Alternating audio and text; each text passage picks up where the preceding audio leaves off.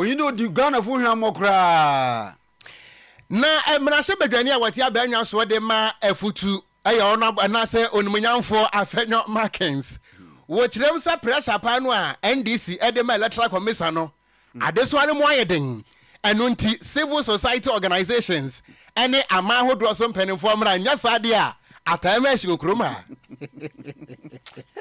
to me say efom yeshia obi nkan kire kotira say won furusuru na MPP amanyoku ya na worka say no wole chemde IGP ana ne bammofo woma modina woma abatu komisan kankan returning officer no woma hwan bambo anemu ya dzen na wore brapa pa abusuafo ansam ne pie no aka we ho ane de baba som Ghana fo se anwumre no nsia ekase boka na hye ne nso se enne eye adwuada wo panima bosom da toso edu ensia mfinsia mpenu ane adwonu enan ensamu a ebayi sebi empenese se wo pre won ko awoti ewo woko animu ayeja wa my phone so nti kase no ye ne social media handles adwodwura dem se keje madam a wo bie akwadazi po ne mom gitum se eye nipa na mabosom etweke anka bosom de akranko otweke ayeden yamfa ho aseda ema Divine Mercy Cosmetics ene Erica Cosmetics abusia ma wedi ankasa oyoba woye be ma wedi ankasa yade nku papa body cream any body lotions ahodo every Thailand aba ebuso pasa komada ne ntosi die hia ne se obepa bi akira kwan wo wedia no aye bisi basa ba na sana wontimi nkoni pam hadwen bomode se odo ni bekirem ewo wono ma tena ye adum Mrs. Anoche Plaza and that's our befre wonum 0553 45 7200 afei Belta GPC capsules na na mixture day oroboye pa nkankan oyesisu yerba ena afei wapodo yeo ana sciatica Belta GPC capsules ena na mixture no da min yerbe ya mabobodi watene nkan wo huna ogwani ye pa anu sasunti e wodama ho ne bia bomodna bopin oya misty heba Colinac Heba, crisis the answer. Ani ya takra de ena afe all needs Heba. Ene aye chemical shops owo oman Ghana mu bebia no wonsa kwa ekwa wonsa beka bi wo hono mo fre na inchim biara pe na de pede to bi nso na ekoton no wo ba chodo e wo da ma homa 0244 812 838 na wombo wadamo kwano do. And then you may be account for a year canjen and magic drinking water at your mother's and quadanum penenum or babema bonise guna ete on crotwa on what dinse brezia homa. If it say any powdwa and many pap bambo and as any papum date me con caneno and only a cabo muse Roma for equasi funu and yadiana kama canjen and magic drinking water. Me pacha supermarket monso a motor or trafficking. Ana afenso no shops ahodo ni nyina abie no se wo pensu a wo ton ayeton ntamfiri se ede emu ohwam eye kangen and magic drinking water wo pendo so podi anado ani akirem e wo Breman UGC Tafo New Road Abawa Route Junction wo betimi a place order your friend operation wo brekos ano asa wo be free 0241 44 91 another 91 and now say 0507 37 94 74 Boshaba electricals maman kan fom fam wo da bia am ka kire wo dendei oya aja wore fie katine wo wole si wade ekotine fie hoi nkane obo ho be 2-3 years ni ensesan da ehwa esesan ka wole beji bronya asesan wo fie amankane na de na brusha ha green sha ha ne hunde bronya ne bro na elizin oze yigiba ebusuan na wore na moframa no je yinje sonkor ode ba hona bra bom temesra wada bopin bosheba na design lights ye we ne de bia bohol wona moframa waba hunenwe mo de wima na wo ceiling ni na yende asese fie won kanjen obobo ye papa na yereka se chandelier corner light will be gate light, ceiling light. Mamarika do the ban will me. A face no LED light, 3 watts, 6 watts, 9 watts, 18 up oil 24 watts. No, Nina Bossaba will be na LED light said the American blue and a white to blue who left to white to go dash if you want to nature swan, a cherry swan with them. This corner woof one, nature BBR or the mono. Now CCTV cameras and so outdoor, indoor, and our face, standing fan or rent will be ceiling fan, air conditioning fan, and our air conditioner fan ne USB switch say Nina Okamubia in the Aquabenyevi digital video recorder into anything electrical gadget no ebopin oye bossaba electrical sa won saba can be one day a contractor for electrical contractors in the monya contract no ebotu nyama no ho a ebo we contracting e won won for so na adoso awon so we bojo electrical shop no bossaba electricals ene wo botu bi kwatwan dum PZ kagete market onye de nyim he dum bossaba building prisons runabout and afa dum PZ and Tataku for building won saba kan bossaba ho frɛ na won so no ba je won kan je 0536 095 966 Ebusia kasebo no badwumakuo no pii no aka we ho nanso chama wontumi wasi news no it is agglomerating and conglomerating akenkanfo mienu edi amaje so gan stakatia mitenkura woko giabo okran mene Uncle Ebo Baini afi yefri samana asemfa mamo echefu yina bakaya Oman Ghana yen 8 parliament na nyasam kakaba kura oye the year 2021 January 7th ntokwa osi parliament wo bra wuri speaker of parliament no wadi da ntokwa no wadi gina ma kapem de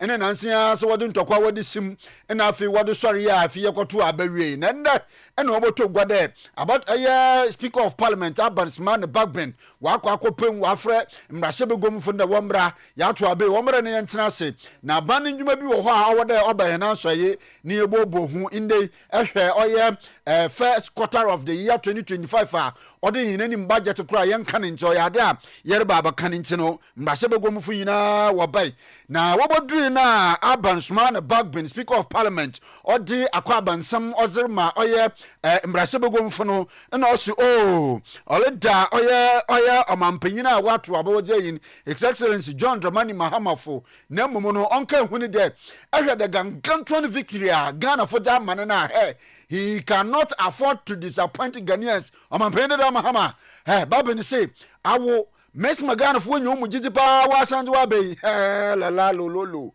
about to papa do magana fu so nsem we election ma oyaza ho be chi ye pa no wie no za sida kase pa je ma Dr. Mahmoud ba umia de oya ade pa de o hwa aba no be bi olokon na no hu na weji nkugu na oji tum tenten ma somje obai no wie su no sore do ye mampani na dan kwa kofo ado nso asede nne nyimji oje buman na afa nkabu mo oja ba ama na membu no si ma okwa ya ndey wasana to abawie mo olokọ gina hom na nso abanfofo be ya oyaza odamampanyi na dan kwa kofo ado nso asiye papa yenti ona brosman babben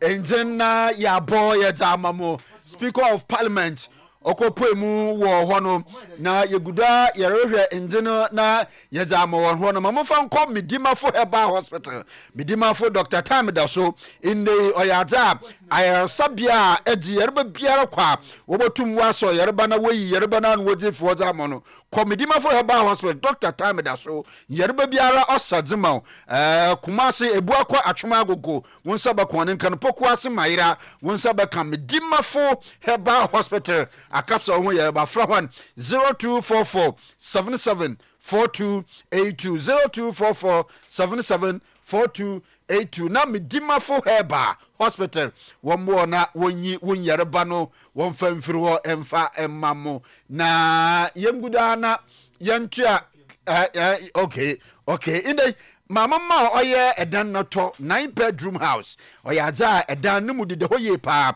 na hall se basa wo oye edan no kitchen se basa wo 2 garages 10 toilet and bath 1 store room 1 guest toilet afi boho we to be ho a room wo oye esoro oye 6 exit points na bulletproof pa doors na wo de sisi edan na asasi suden asasi na edan nsuru no oye aza ne size ni 100 by 80 size plot na we sidam 9-bedroom house wo de sudi 2 septic tank wo ho 1 sockaway tank afi dan so what to wall wo de twon sha security okodu ye papa na wo rechem de adana owo oye ye kan was rooms owo adani mu ni nyina no ayaza we install oye air conditioning pipes eto dani wie na epe air conditioner eto we conditioner na install abibia ko odimo ho na wo chem de burglar proof na no wa fix was amawa a room wo downstairs no so wa install oye another we see normal china doors bia ni nyina okan wo ho electric underground cables we le ni nyina ra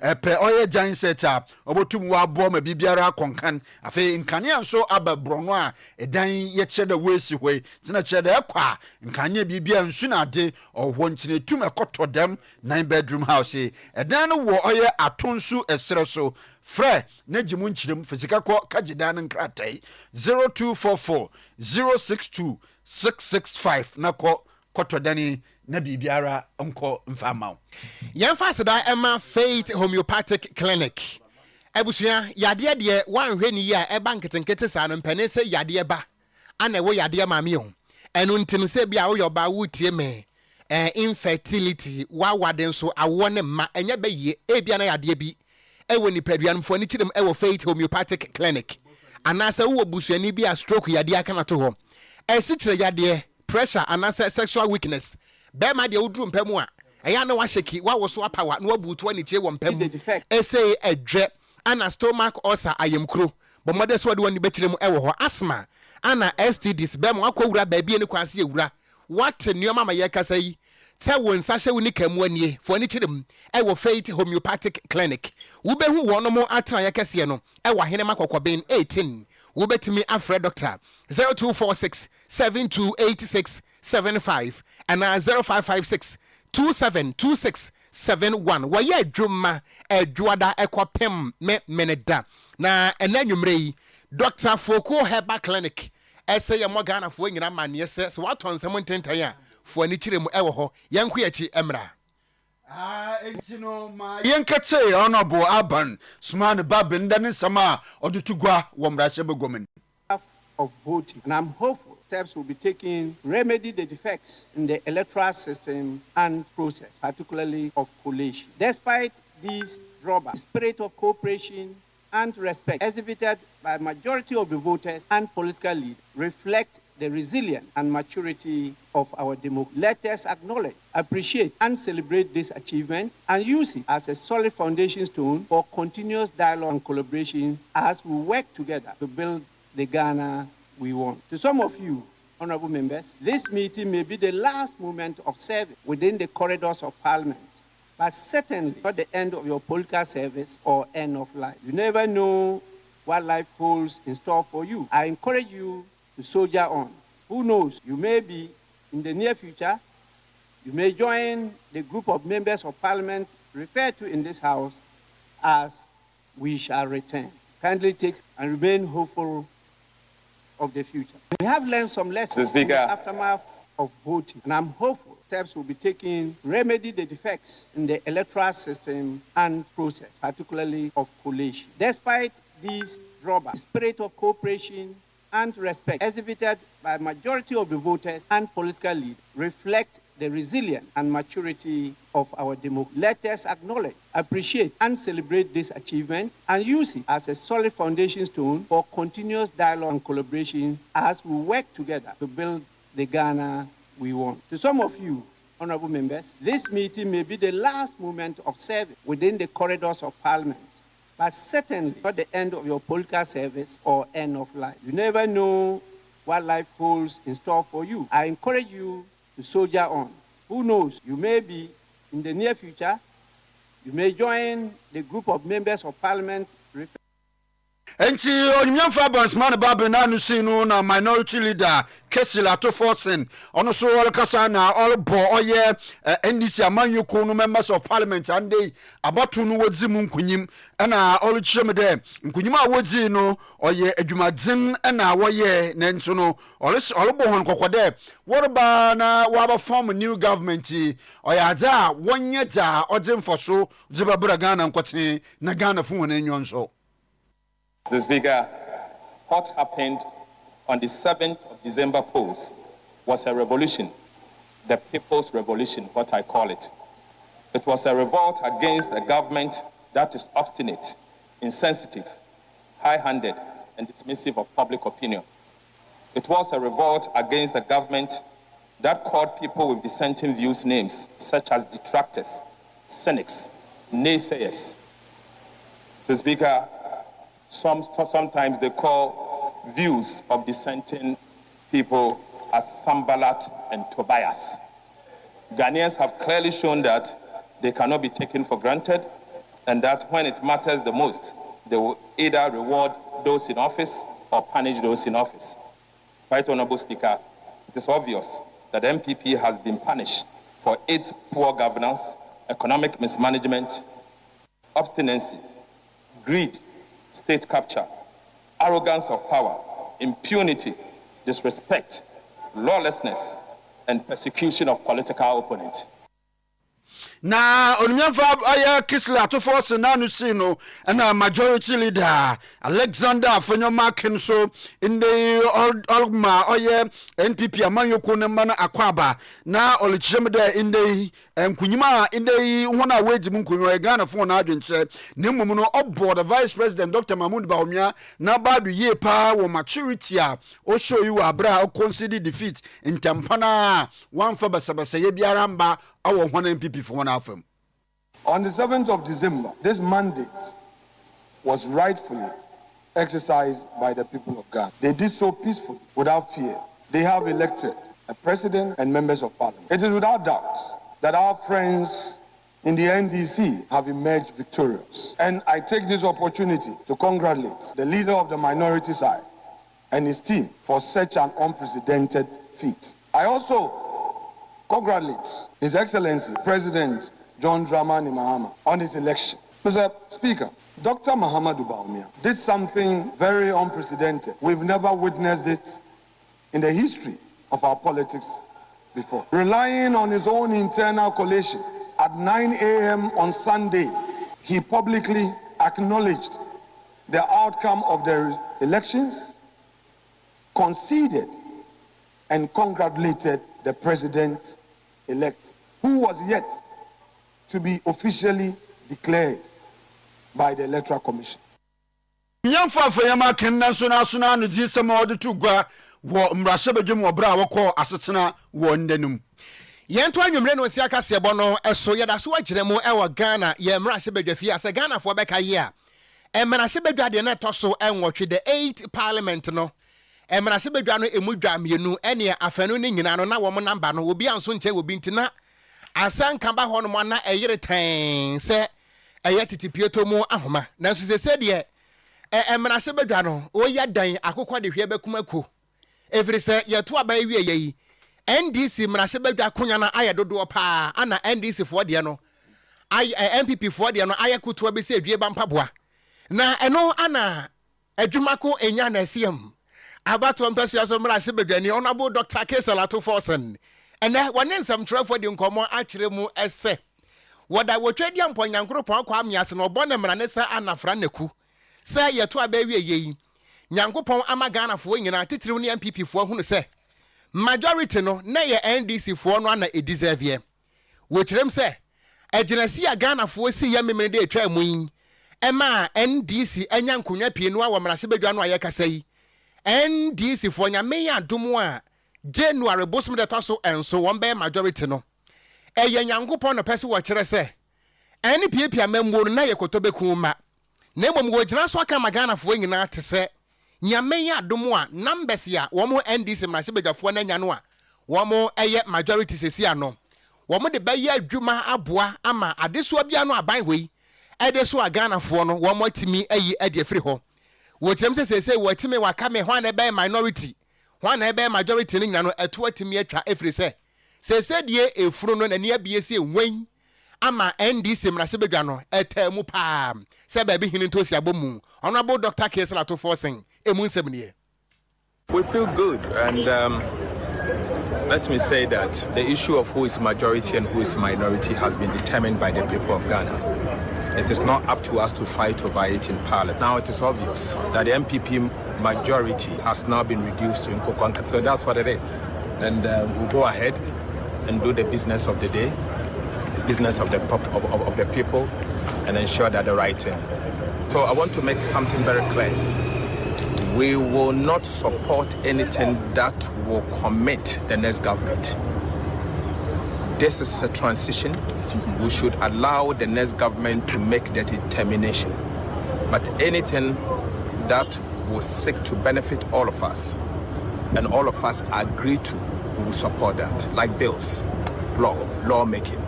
But those loan agreements and the likes of, leases and all, must wait for the next government to make that determination. We feel good, and Ebusiani ayeti ye ka say de wono ana ye minority leader honorable Dr. Kesela to forcing na enu achi ana ye ka say wo pani ono so ye majority leader honorable Alexander Kwame na Afenyo Markins wo de to dwa na wo kire mu ese if it is amri ekopem January bosum de toso enso no wo da so ye majority leader government businesses ni nyina no wono ana be di animu. The heated atmosphere you saw prior to the elections will not be seen today. I mean, now, as they will say, Obiang on the smoothest level. Remain the leader of government business and majority leader till the 6th of January 2025. I said that it was inappropriate for me to go and sit on the minority bench when I was on the minority leader. If on the 7th of January, I am the minority leader, I'll sit on the minority bench and keep their feet to the fire. I mean, life continues. Listen, in 1997, MPP came into the parliament of the second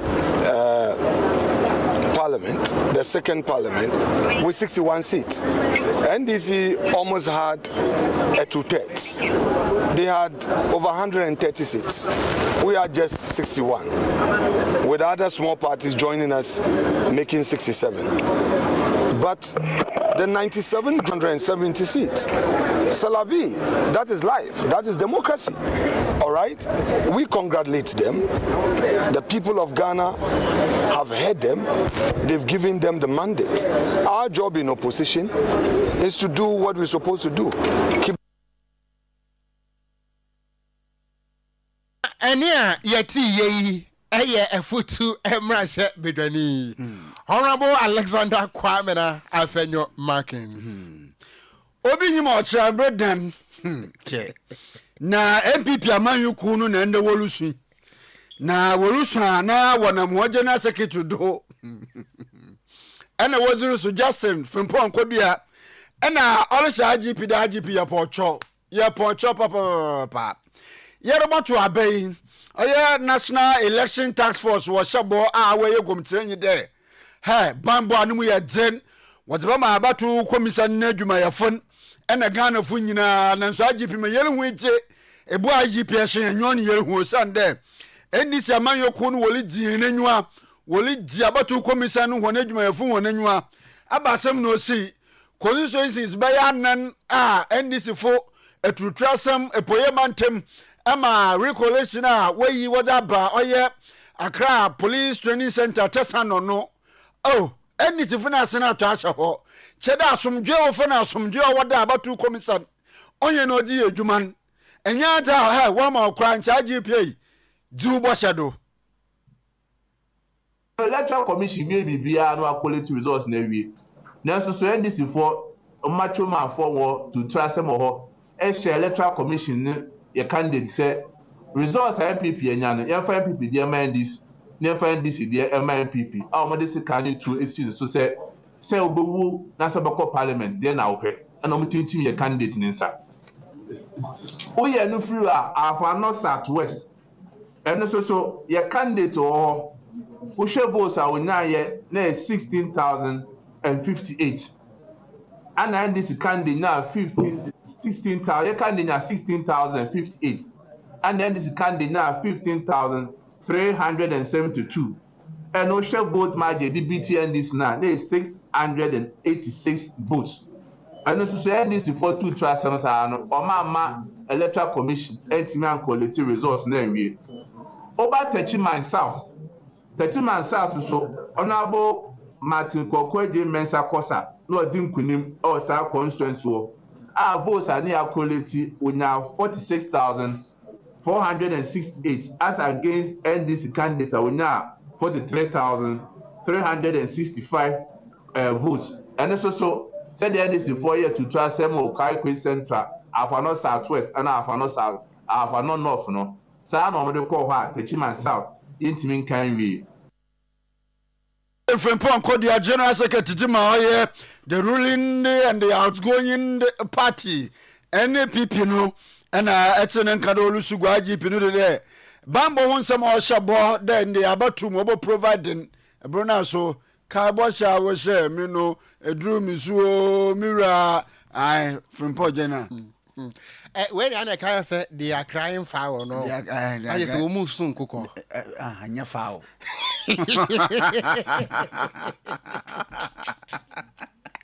Hey, Emra Daniel. Hey, Jeff Kennedy, say. You ask me, say, Emra Daniel. And the ruling party, Mummalu, to say, Yamom Humai. Yes, Adam Makai and Yumway. Many so time you were fair could be. Yea, would you phone can some bed they will be as you headline me, you. DJ Mons, when you. Nazana Brett, yeah. When Afibi is, Afibi is, Emra Daniel. Yanko. Ebusia, yeah, that's what you know. I want when I say your phone and a woman come on. I had the heading say goalkeeper. Oh, my back pass and ye bobby. Now, yeah, that's what you know. And penning for the two just say, Abuakotre, say for me as a sister will be into the foot that's one for us. Now, send ya baby, wish Yakotra no adana no. Sadan so na yaka say, some people for no Asia NDC for no a rati. And ye waited up Pabam 1 necrono. Ningin no and say, Honorable Alexander Kwamena, Afenyo Markins, yaka say majority leader. Na eswa wo so nyasam ko 20 mu ni brabo ningina na ane se wochire mu a pressure bia NDC fo dia go electoral commission so no ama electoral commission pampam ayehye pass ne metro kwantre enu ntia ni mani mu ya no wo besra international communities ama ahodo so mpanimfo ana afen so no eku ahodo ayensa abayase civil society organizations ana ensem trofo ene wo mu a eba ka bi ma menka bi dodo amamu a wajitu mu eye democracy advocate ni se anamawa NDC amanyoko no mu nipa bi A2 ene pressure bi a wo mo edigu electoral commission so no se international communities no amadwitwa amfa anye electoral commission de a ye bepoto wonum se nunum a edabo so na wokire mu anansan emra ye declare se yewura mahama chese wadi nkonim no a ana eye Malik Basentali a wono woye kasa mafo abedi akire ma NDC amanyoko no watisi montre so ana wo kan ade akire NDC mabuno se gather them momfa hanhia yen na yen so ye ba mabuno mako empem num yen kwotwa nhyiam na akire se enkonya hodo bi abepem ne mensire hodo no electoral commission wontimi declare ya ye kasa coalition po aye den sa chechede achi enenwe no wotirem se nam so ma ye kasa yi NDC amanyoko no pese wo mo edita kase NHS wa shubo bi ebe hotiri nkonya ne nyina edi firi wonom MPP fo nsem temi ni mo ya no so no wo besre se aman hodo so mpanimfo ntumi ni kamera ente sade a anamawo a NDC fo ni tuo no ahwe be wi akire akonya ba ko pese aye tema so twia moko e wo fie mpo MPP fo ni nya e wo mara se bedafie emu nsem ne And these are not Democrats. Whereas Dr. Baumia conceded defeat even before EC's official announcement, they were not ready to accept defeat in these constituencies that day. They were not ready to concede defeat where they knew clearly, because their posture was that they won't allow the process to continue. And then, in fact, on Friday itself, after they have successfully gotten the Anadolu Press constituency coalition disrupted, then they came to the others. The police had arranged coalition tables for the other constituencies. In fact, Petiman South has started. They were collating. Afano Southwest, we had their table. We had Obuasi East, and all the Ashanti region seats were supposed to be collated. And then the following day, Saturday, was for Greater Accra. They deliberately disrupted and then used social media to threaten the police, whereupon the police felt that they could not provide security, in spite of EC's insistence to continue the work. In fact, on Friday afternoon, it was the police that actually instructed the EC to stop the collation process. Yes. I repeat, on Friday afternoon, it was the police that instructed EC to stop the process of collating the result because it was not sure of its ability to provide security. And you recall that was when the deputy communication officer, I don't want to mispronounce his name, had issued threat, had commanded 5,000 people to meet at the police training school. It's all on social media. And Penny is what you for me while we're cover for Betty. And here, ye, Honorable Alexander Kwamena, Afenyo Markins, and I watch as a senior MPP for only see what Kunani free woman, someone dear. I just and Uncle Pobem say Grace Ashram, a Munsam Anautian. Me kai ebra Ukraine to kwani si ye no Zelensky ni Putin Zelensky ni Putin on say do baby na Putin ni say ya da Zelensky so ana Zelensky ye say obia mbebo no to kwani bi to for so omo watu na akone mu aka nipa o meba nti wo bade na ye ma otu ana wo ku bi aboa wo mo yantu akasabo no de na benaboya na MPP amanyu ku wala bobna na itumu de nyi samanyo kunedi wonenwa papa wafi abeya yetu winum na MPP amanyo ku won oye national headquarters enka pumpuni mantem na waye nsantwofu nhyem na nsantwofu nhyem na wole chem de indai wo enka pumpuni mantem no oyata he abatu komisane mbono ho mogina na omwa ebolo boende wa wakanyama boma wo hunde constituency de bien bi wa meche 12 parliamentary constituency sa inne abaya yetu waji mudi dem waji mu nkunyimi ye pa nanso onam basabasa ya NDC amanyoko no waji bamini ntino basidande abatu commission on declare ho result ntino wale cha constituency ni Ablekumanov Okanko Central Tema Central Domiko Abenya Ahafano North Obuasi East Ahafano Southwest Akwetia Suhum Fanti Akwa North Nsawoma Dwejiri Hanodompre Techiman South na wo indaju day awo NPP amanyuku no one headquarters no one electoral and legal affairs committee no na wire the Centrofu Nshemin na opanyina oje honanyim kasa edema hwan the former national chairman of the MPP no Owura Peter McMenu na all Shabatu commission no omon ho madina ahoche ahun MPP fo women osra abatu commission no obotum abo hwan ni sentin na abatu commission na no obotum na 12 constituency ayabu bodi wobotum we declare na we hunu de ampa NPP amanyoko no wajimu nkunyim ma otum asomnua aba na o criticize oya NDC amanyoko ne he nwa we na sa NDC fu na yeden na de ma be ya wotu iji NDC mo ayam wa abrodo papa yentie makmanu parliamentary candidate Honorable Nana Akuya Owusu Afriye has won the parliamentary seat with 414 votes difference. According to data collated from all the 281 polling stations in the Ablekuma North constituency, Honorable Akuya Afriye of the MPP obtained a total of 34,613 votes to beat her contender, Oyerepa Evening of the NDC, who obtained 34,199 votes. We have scanned all the 281 pink sheets issued to us by the presiding officers of the various polling stations before transporting them to the EC Collation Center. Despite knowing that they have lost the parliamentary elections in Ablekuma North per the records on the pink sheet, the NDC and their parliamentary candidate are refusing to accept the reality and to respect the will of the people of Ablekuma North as expressed at the polls. They are still desperately seeking to mislead their supporters and the general public into believing that they won the election.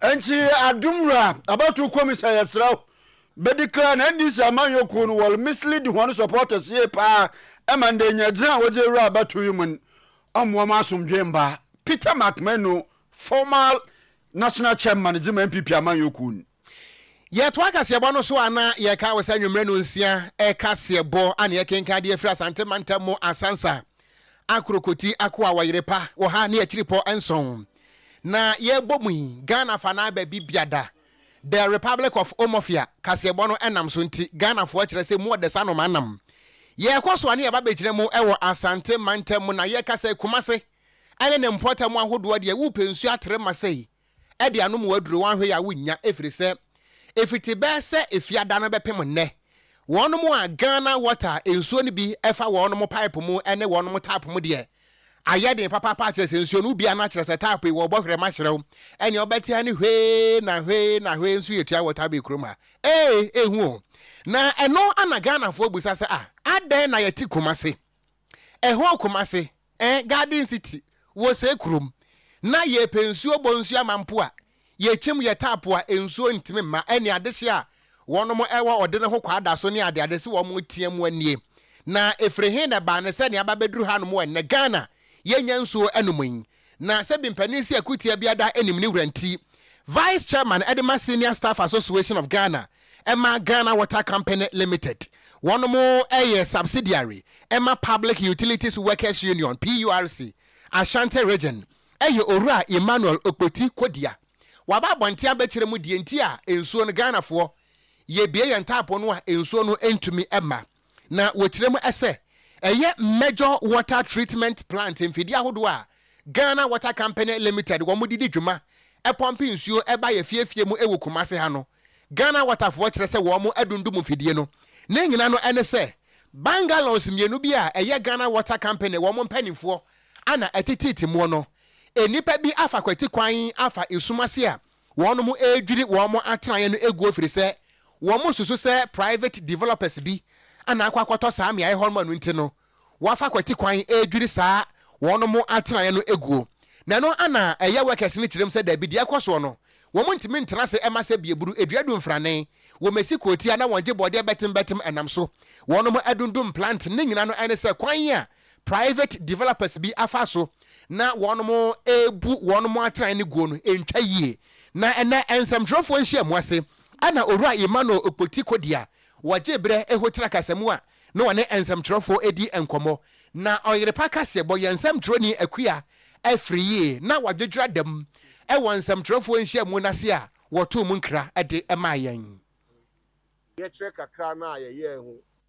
say yen say workers no niama bia ne se na se akadia bia ye di amayen se ye mfanye adwuma no yen de ye bo humpan ana ye nkronkuma in fact omo ye memu a ensuo eho ye ohaw kakra ewo ho na this is the 18th and we ne toso du nwotwe ayetu no oman Ghana mu asenua ekro nso eye kura in fact omo nso na ensuo eye haw kakra ewo ha kronu nyina no omukọ baabi ajeso mutwa ka nti so wo ye bibi obi ye bibi na se saa ade no ebehwe a ese ye nso ye de ye sorry nanso sani amukọ ho kra ko bubu wedan na obi timo no na entwa yi kra enti no se na enye yakomo mu se ye bedi na omo nsu badnia na ese se ye den eye eno no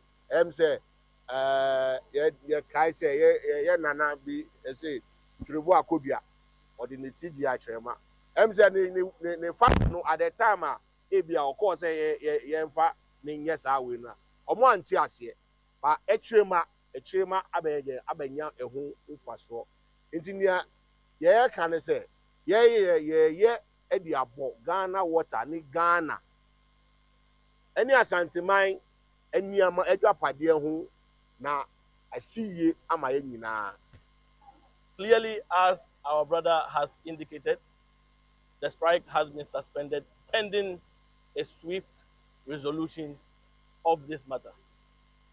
I wouldn't want to talk much, but what I want to say is that to the land encroachers, the message we have for them is that you can manipulate processes to acquire so-called documents. You cannot manipulate the minds of the workers of Ghana Water Limited.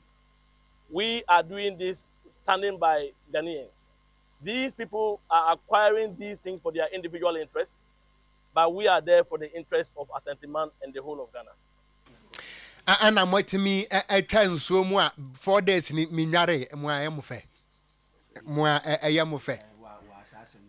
Oh, fair. We are nye bibini adwen a woni aban wo issue nti woni aban wo se mato pipe no mbie pipe no matimem for ade chen na wasoma wo revenue collector say omo water bill we say bi me ko kan be ka se yanka ye nyanse bi anim Sebi, me mfa me mo ka obeka se me yanka. Sebi me odwen ho a wonte ase. Me timemu ni no. You have a social contract with me. That's right. And say what twinsu aba me fie wagye misika. Wo se wo bebie pipe na boso so a wo de water bill baba ma matua. Wo de water bill na ba metua. Mantin so bie ma me eso abaji usika. Wo se aba bebu wo dan timatunsu me mo. We yata so. Enti o pan na se ana o pan na se. Oh, yeah, na teacher phone so be kwa striker. No ma twan kwala be trade and suppose hey, ya kwa strike. Bibini bia adwen ya black. Just me I am one. What do you kwa won just say? Oh, see the problem is said okay no 1 year was social contract. You have a social contract with that. Binded the two of us. Exactly. And to say bibini communicate my young because me mentwe water bill na oba betwam. That's right. And they say mo be disconnected. And 4 days in minware remember me de mamoto ma be hwehwe. Oh, and me try now yes and nyamia Ghana water. Why nice man or that screening so. And we emfata. Ah, we be jense for o de my ento aso. My ento akase bonus na brain.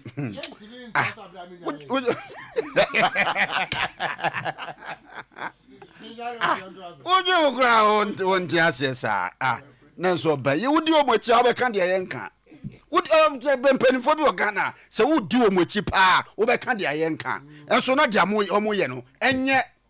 Why do you put us to this stress? Say omunu o kwasira o mo se wo senya dia mu nunu ye kwasira because na be so akọ adwuma ekura okodi traffic so answer okogina kwan ho a se obenya ka ya asem onye ka wie nso a traffic ana wo so wo sama na kotia kopen so me na stressful enu amiko so full line me so Ghana said me tongue no wa he we efe obi hu aka anya dem pade na oti TV do Okran news Oyerepa na so na Ghana water company na why na onwale na motim kan ya try some no da yankwado na yanko aye asenua na ono wa kwabere east mention no mu na in the Ghana Water Company monunsu ya wolu tutu meje enwo de water some dey pa na wolu chem de asenua wa kwabere east mention no mu oyata ha insu samaje oha won ye papa emanti oye ikubia ana adwuma ikubia onsa banase potokasem wo for NGO ni dinji oye hive ecosystem wakoye oye asenuafo adoma we kotu bo ho adama biri ho de wo pipe wo boya insuno batetetetetetete na wonye oye Oyerepa news desk wonye wolu command e bra wo commission project water mo community no na the Central Regional Coordinator ozuma oye hive ecosystem owura Benjamin Ewua olkade oyada insu sam no ho yedzen no wakodo wo kro no mu wa kyer na oya areho na nne ya hive ecosystem odinsu woda bra oye asenuafudi what then the bronye wobeji wobonmise wobonum nsa mu hoyefu na hye hive dwumedi enunti ama ye frɛ amanfo mo ba nyina ne sɛ yɛbɛboa nkuro nkuma in fact ɔmo yɛ man mu a nsuo ɛho yɛ ɔhaw kakra ɛwɔ hɔ na this is the 18th and we ne ɛtɔ so du nwɔtwe a yɛtu no ɔman Ghana mu asennua ekuro nso ɛyɛ kuro a in fact ɔmo nso na nsuo ɛyɛ haw kakra ɛwɔ ha kuro no mu nyinaa no ɔmo kɔ baabi agye sɛ ɔmo twa kaa kwan mu na ɛkɔbu nsuo nti ɔmo ne yɛdi nkɔmmɔ sɛ ne bɛyɛ a yɛbɛtumi nso abɛboa ɔmo we nyɛ hive yɛabɛ hand over yi ɛnyɛ hive deɛ bio ɛyɛ ɔman ne deɛ nti ne yɛsɛ paa ne sɛ ɔmo bɛhwɛ so yie biribi kakra na ɛbɛsɛe a ɔmo yɛ a na ɔmo ayɛ ɔmo ma no ɛnda hɔ a because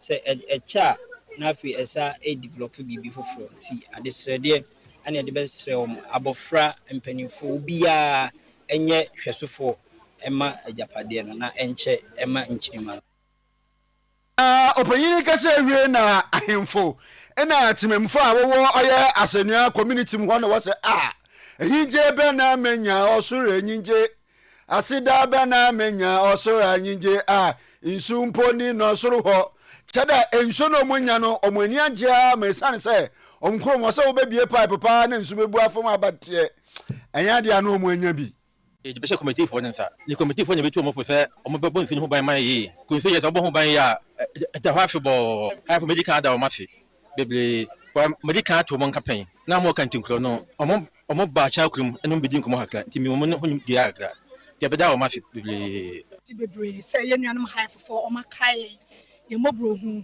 na yɛde sɛdeɛ to wɔn anim na ɔmo ani ehwamɔ na ɔmo anekɔre mo ɔmo di so abɛyɛ amaye ɔmo aboa yɛ kwaso nkoso bebre empo na nkansuo ni ha na nkɛyɛ mɔbɔ paa ba nyame ada ma yɛ na me nuanom half for so nti no ɔmo abɛdom yɛ nti sɛ yɛ free yɛ mobro hu so nti yɛda wɔn nyinaa se asennua hanom deɛ na nsuo ho ɔden paa wɔ hanom tisiu ni yɛ a ne yɛte hanom no na yɛtwa kwan anim ne akɔbu nsuo na menyem na metwa kwan mu na mebu nsuo ahomakye da no nyame nko ankaka ɛbɔ me nti nsuo yɛ mɔde abrɛ wɔ ha yi deɛ ɛni agye paa yɛyɛ asennua temamufo kwabere ismansi no mu nsu a wɔanya ne ho anyigye ɛna nde wɔde bi ato Oyerepa kaseɛbɔfo hene enyim yɛnto akaseɛbɔ no ɛso ai yɛto abai wie yɛ a ɛbɛtɔ dwa sɛ NPP amanyɔkuo no wɔn adi ntro wɔto ate anwea wɔ kofie opposition no ɛnsɛm a wɔn ɛte amanyɔsɛm aseɛ political analyst ɛne wɔn a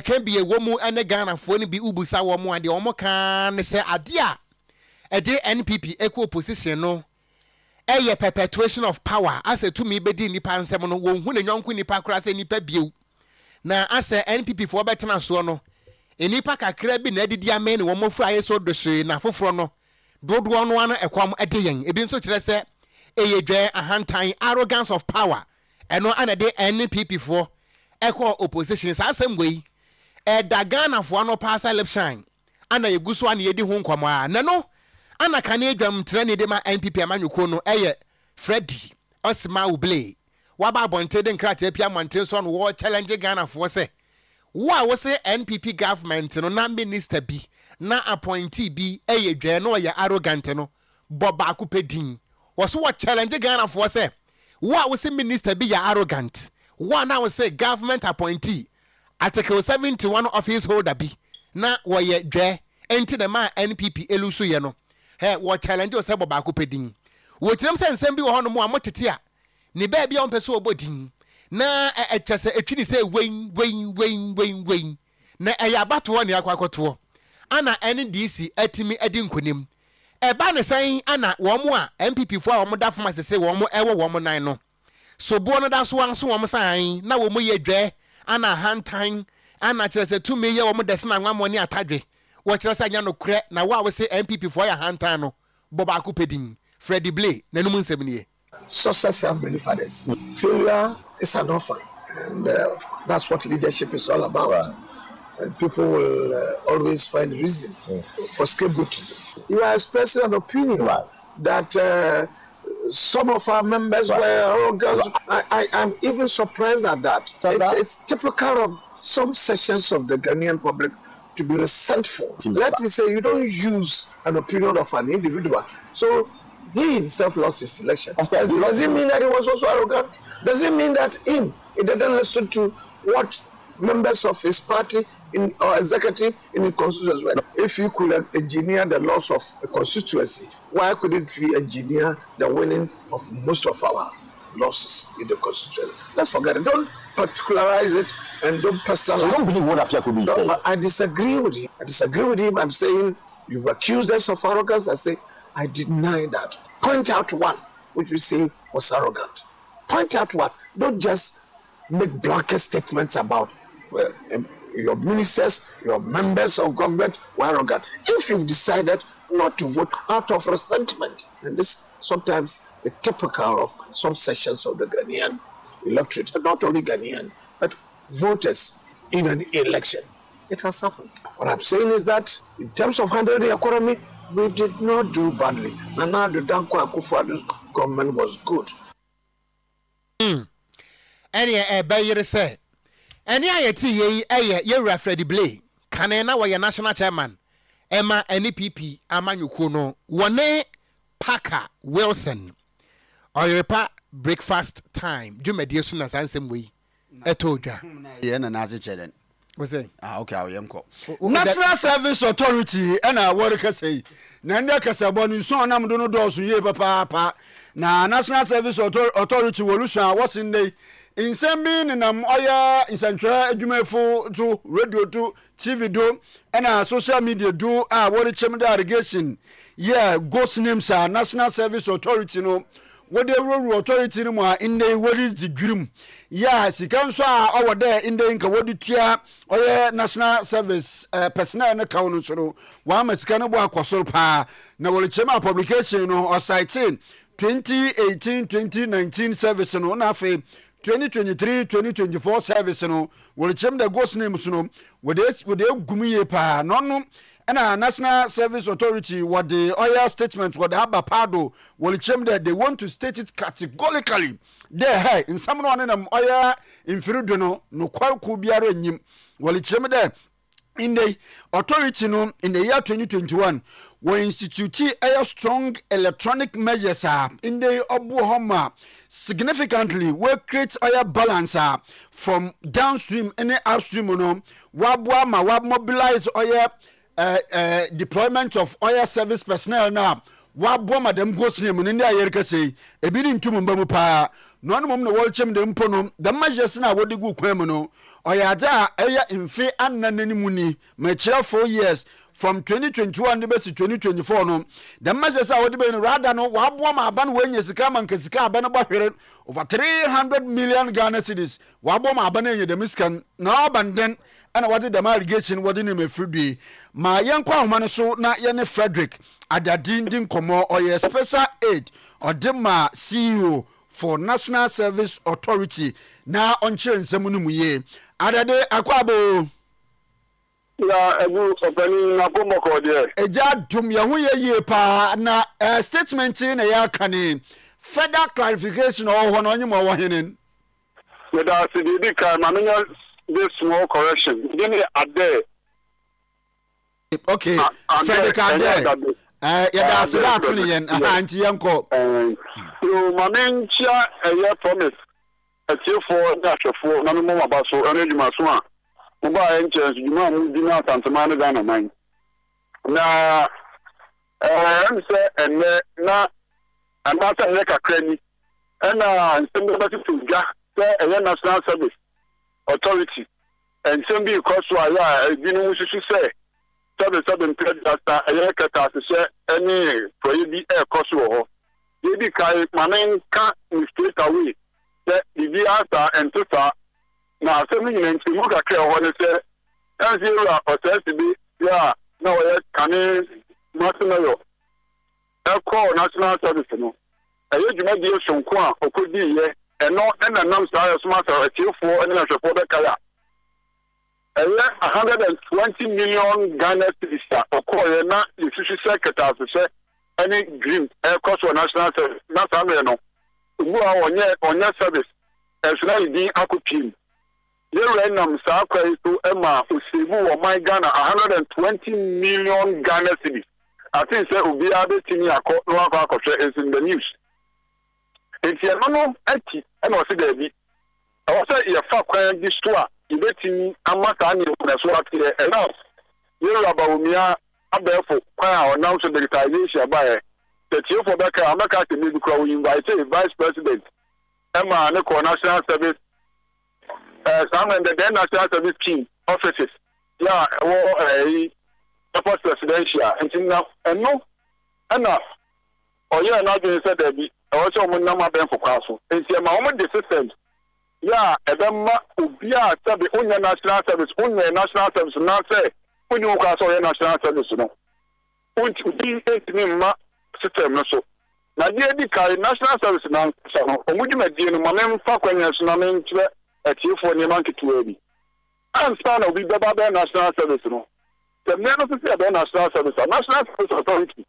Atwa class akoma all the accredited tertiary institutions in Ghana. So university, so nursing training college, so college of education, allied health, so all the institutions Ghana. Or one can say the school for national service.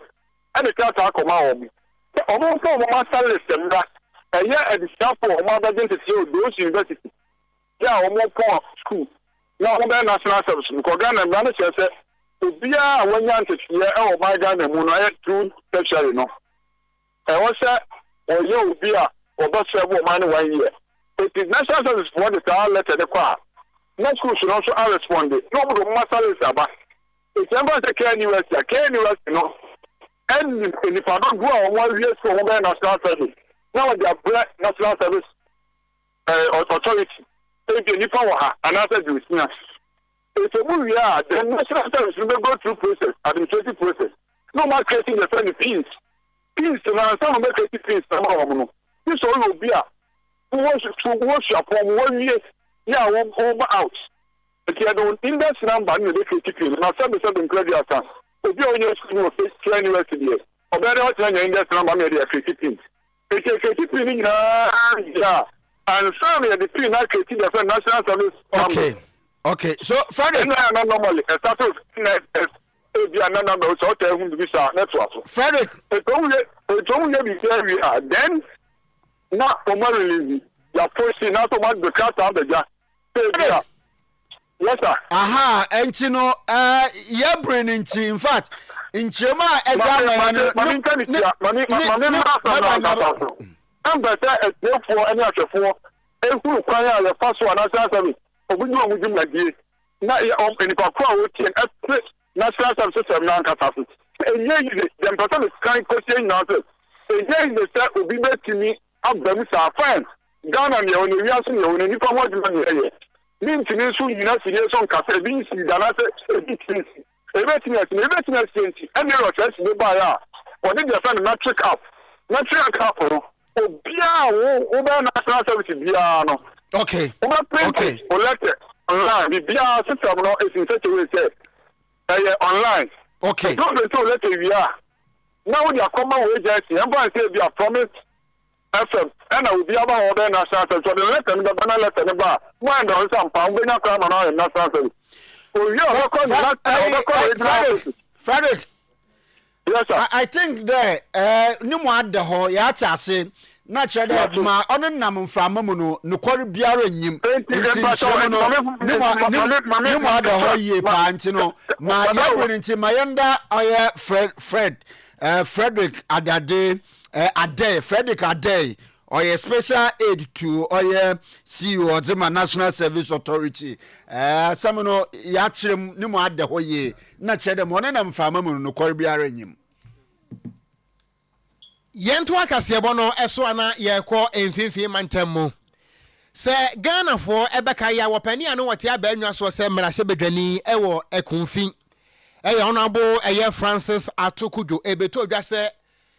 Wako primaries no olusui Emma ye kase no to ati anua ma se no NDC amanyuko no ana atabiri ehono mo akonya wabra woto aba 2020 no emu na eno ana mampani akakra na dibre aba wieye mampani akufuado ekonya akwanya ejina so ewo ekumfi na wakasa na wo kirem se de enti a wonfa impuntuo emaye Emma wo manfo na de hia wono mo ewo akunfu benya bia nyina no ene se wono mo anto aba amfa ma wono mampani Akufo-Addo ne candidate eye ato eye kudwo na saasam a mampani Akufo-Addo kan ne se nananom ho wo mo bu afu pa he nananom bu afu o wo mo bu afu si Atemota Forest na ene ana kire se atrankonya a wono mo ewo akunfi traditional council no ayensem trofo nhia mu na wo mo de adesrede ana eto the president elect Yewura John Dramani Mahama anim ese wo besra Yewura Mahama da se wo man Ghana adwapade national resources no wa bai won cha ne pepepe e ma Ghana fo obi ada ensanka ne chefa se ne be ya wo man empuntuo nkakra nso obi ansa betimi aka bie na ensam trofo nhia mu ase wo de atodwa akirem se Yewura Mahama eyo obi ana wode wobuo soronko ne ani die e ma nanano mu atrankonya enu nti enya nwanwa ase Nyankopon e ma Yewura Mahama wabɛyɛ president na mmom so wɔn kai comment bi amampani Akufo-Addo make yesan wɔn mo akunfifo anto aba ama NPP candidate nti ana ɔno nso adi mpuntuo ɛbɔ wɔn atiremɔden a na nanom kyerɛ sɛ borɔfo kasa mu ɛyɛ unfortunate mampani wanka ne yie kura na so Mahama wabade a wɔn akɔ aba na mmom wɔn na dwapade no kyɛ ne pɛpɛɛpɛ mu obi anya ne kyɛfa emu nsɛm nie by the people of Ghana, justified the unwavering trust and confidence Ghanaians have reposed in you and your party as leader to reset the country to the path of economic freedom to improve the living conditions of all. Your dedication, your excellency, passion, and commitment to making a difference is truly commendable. As you embark on your new journey, we kindly encourage you to embrace teamwork, foster inclusivity, and promote the spirit of collaboration. We have strong confidence in you as you chart a new path that will improve the plight of the ordinary Ghanaian and make their lives better to justify the high level of confidence they have reposed in you and your party. We, the people of the Gunfi, were plainly told that we were neglected because we did not vote for a particular parliamentary candidate during the 2020 period. However, we firmly believe that you and your government will not just show us respect, but will have a Gunfiman on your radar and give us a necessary development. As a successor to our beloved son, the late Professor John Ivan Tatamels, we continue to recognize you as our own son, and we know that you will not fail us.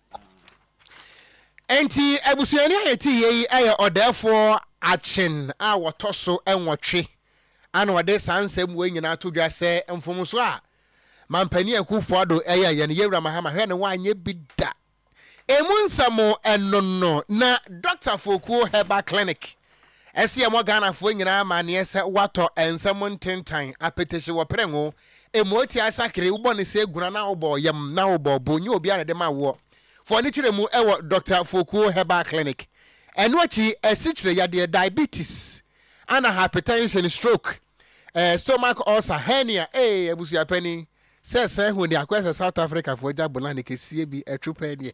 But I saw Nicum. I would they can I do money about dream.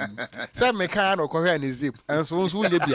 We are innocent. Oh, ain't Miss Rawada for any of them Dr. Fokuo Herbal Clinic. Yay, and rather drug addiction. Oh, rather. Angle. Udru na dey be pa addiction here wo. Udru anaga jansia. Boys now my drug addicted no. Wo mu hia obakra bete ne fada wo kwa na fada na we kwa. Bete tek. Wo mu nko minim. Tafari apankoro. Fada we kwa na. Fada me jori abade simawara. Dr. Fokuo Herbal Clinic. Ewo pechi number 1.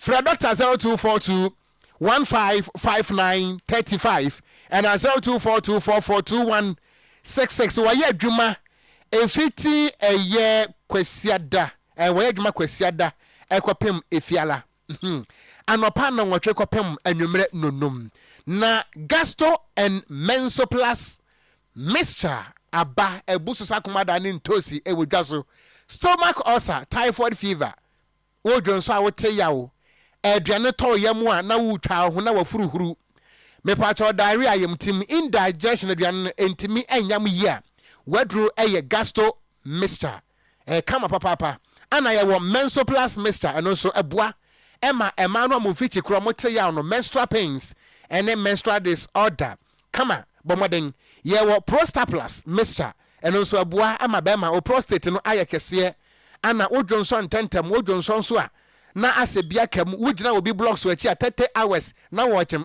kwamya pia wo breu wadropa enie se opedodo atodi a ya to apete Ghana fana ba bia Misty Herba ewo Kumase Cap Herba ewo Sunyane Gabson Pharmacy ewo Koforodua ana Repash Ventures ewo Okaisi Draglin ewo Enkran Ekus Pharmacy ewo Ashaiman Fre 0248778899 ayentro dum famu na onyamfo bia enne nyamisuro wonu mu wetu anamoni bia obobo ye pa na oye mechanic inde ana oluchim de wekun kotoku bia wabo no na ochim de omde obi na ofu ka no sane fom ene ogen wona mechanic bebia oye na adwuma wo oye tafo new road oben akwesi upon na fa Kumasi Wesley Girls High School ho na oye na adwuma na oluchirim de oyaja commercial vehicle bia na car bia oduru ho na nyimpa no otim na oyi enyama no de to ho na amde oyi to ho wie no nyimpa oye na dze no oyaja ni wie free a weja to roadside ho a ono so mechanic ohunu yi okofa ya ode ne ho nsam oza abadan Oyerepa ha na oluchirim de oye women's padded undershorts in the nature we could try nan korbo wa button ntino waji biara ote dama wayo no afoka eme send major wunyem ana we wunyama atokwa ho ema wo refree ema akachefia na onyoba ho do sumpo na bia te kam na driving ya mo bi fofora nyamisonyi bi za abadan yen wo ha bombodina broye pa FM for further information na yemfa wonfa identification process na je onyama kwa botuma Freda minome na welidu na etum aba 0543562558 na yenko ho na bro nyelebe na chede oyaja dwumaji bebre na bokodo ofi 22nd de kosi 31st impo on the 1st of January in program ni sibi bokodo nemu mobe de wompa mobe de papa oye ma DK event was rubey ono ya 29th December obesi kosida mese beji wonye ebu mu eja so me wala nkese wonda mpa anwan no wusisu ye papa ni sentin de DK event oye legacy night with Amachi Dede Mr. Serious ya orobo no nyom ayambo ye nyonu a o penenenem ayambo ye nyonu a o ana bia keka ho na fachi fawo ye ko koyo beda woni po boss anyo kwabena nso no ebabi na akosho Japan mami we okwa 70 years woni sa no or perform to I refuse to grow or bebe jena akosho support obukra ko UNESCO sunu ntum ne akosho perform ye papa nya ye ko for example say Pastor Lewa or bebe papa ko fi ntin su gina na branch ya nansen ono na ko fa ba yo ono ani jejereje asenyum woto ne den na nwe na ko fa ba yo ono ani jeje ene sampatama putu sampatama putu kama kuna tu den sampamana tupu ekubi tiado enwa njan fata Ejistombo isulu baby ni nyina ba da wo Mechlin Hotel Kumasi ya entine 29th December de Kumasi man Ghana man hire ye chirem awo Mechlin Hotel no wo chirem a wo start 6 pm de kan enyumu tema kopim da wo ma me ba bete wo mu e ba so wa wala bra ina ekofie mra ya nwo so wonja anyum no to entine ticketing ni regular ticketing was so 300 Ghana cedi VIP or 400 Ghana cedi enyi won kanchima bi ana wo yer ba couple 500 Ghana cedis wa tunbo ntino epede in the reserve ticket ni bi mo wa na use digitalization there digitalization so one digitalize ana legacy night once we digitalizing into the dial *713 33 star 20 hash nanyen na chede wa mo kwanja ma woso nya ticket ni bi ana ebotum afrem 0550 799 375 ana the 0599 913 555 na awonso no jiwo ticket na wor chede de membie nso no ticket na benya bi wo eba Oyerepa FM Oyerepa TV front desk ebenya bi Pocket Trading Limited Alonga Jensen Total filling station ebo akose filling station Super MC and Bronx Lounge ebenya bi wo Super MC Restaurant and Uptown Food ebenya bi wo Ohio Lounge and Super MC Restaurant ebenya bi wo Las Vegas Lounge opposite Saks Pharmacy ebenya bi wo Downtown Golden Tree Opaki Collection SG Mall Sumpa FM na afem Micklin Hotel wana angasa so ebenya ebi wo ho na etum na ato ticket ni bi ntine bra benenene ayambo ye nyonu awo mesemaso papa da me momo agba oyede wa wo bone ebien da ebusia kase ebo no Uncle Ebo nya botre mese na dekini ya de bi awo yampon yes also akọ na yemfa seda ema kase ebo demo ene akura mu aten boy ye kire dom Jena nso boy ye kire dom ebi ana pepra ana Jimmy Cliff ema ne nyina boys prefect wono nso boy ye kire dom na samufo eye ora Emmanuel Odro Korea papa bi wo se mu krojen ede ema yen akenkanfo mienu ayanso ye tietua ede nsam ne bra wo esa kasebo edi a mejeso eye gan stakati a mitenkura woko jiabo Okran Uncle Ebo Bini and we cheer together we stand ikumba ni nyina menya nti da mu etie kasebona